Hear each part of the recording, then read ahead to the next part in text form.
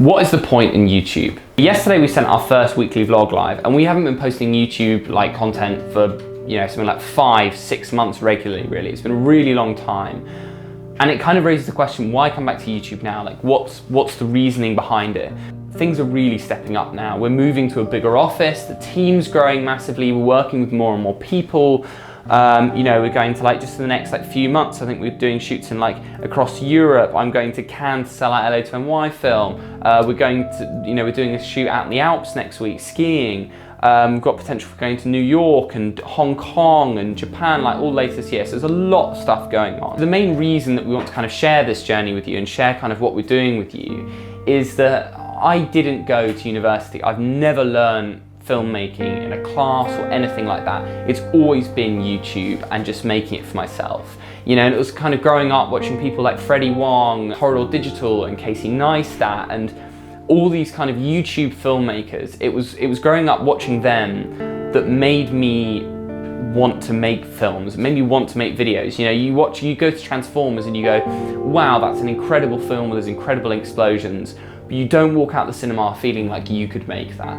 You watch Philip DeFranco talking kind of relatively eloquently about a political subject and you go, wow, I could talk about that. I have opinions, I could share them. So I think there's something incredibly empowering about being a young person watching people take non-traditional routes. So that's one reason for vlogging. Two is that beyond sharing our own experiences, it's also about sharing and broadcasting the experiences of others. So a couple of years ago, we kind of went to the Calais camps and we shared amongst a really political situation some what I felt were quite personal stories. And that's something I'd like to do more of. I'd love to do more documentaries and more of these kind of personal stories that bring some more clarity to maybe a wider political situation or a wider kind of moral dilemma or whatever else it may be. Third reason often for YouTube and certainly for our vlogs is the kind of technical element. It's like you walk into this room and if you gave someone for the first time who'd never used the camera before all the equipment that we use, it would seem really daunting. It's all relatively expensive, it all kind of feels quite far away. But actually once you've been around it in the office, it's quite easy to pick up. And I think that transferring those technical skills and that technical knowledge and just terminology and that sort of thing onto people just by osmosis watching our videos, I think again is a really powerful thing. Despite all the bad press that YouTube has had recently, and there's been a lot of negativity in the community, I feel as though it's a platform that's really, really important.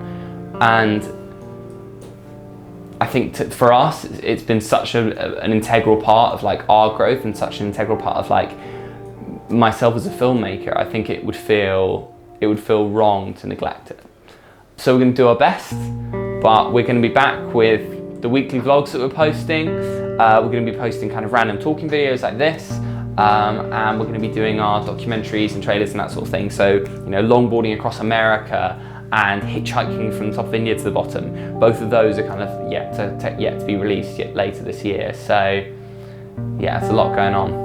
So if you've been watching us for 2 days or 4 years, thanks for doing that. Appreciate it. And I finally finished this video. Woohoo! Test.